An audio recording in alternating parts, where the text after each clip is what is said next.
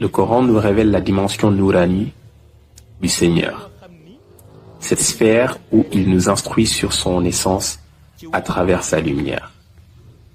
Allah dit, Allahu nuru samawati wal ard. Allah est la lumière des cieux et de la terre. Ce verset constitue une base essentielle pour notre interprétation.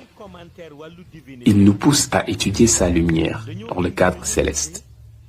Lorsqu'il évoque les cieux, en les associant à diverses manifestations lumineuses, nous réalisons que ce que nous percevons correspond aux 7 cieux connus officiellement.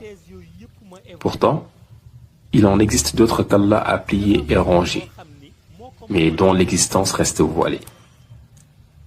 De même, si nous transposons cette étude au cadre terrestre, nous constatons l'existence de 7 terres connues, mais également de terres qu'Allah a voilées et cachées au grand public.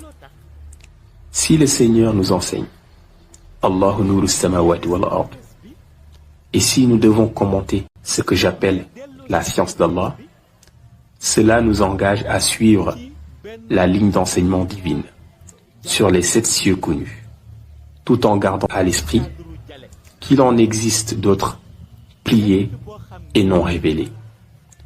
J'adopte la même approche pour les terres. Allah a annoncé l'existence de cette terre, tout en sachant qu'il subsiste d'autres terres qu'il a déployées sans les dévoiler, et d'autres encore qu'il a pliées et rangées sans les révéler. Avant d'aborder leur révélation, qu'Allah a mesuré dans son cadre nourani, je me pose cette question. Ne devrais-je pas me limiter à sa science? C'est une interrogation que j'adresse à moi-même. Ne devrais-je pas m'arrêter à cette science qui est entièrement englobée par la lumière divine? C'est dans cette quête que j'ai introduit une synthèse en l'intégrant dans un cadre dialectique.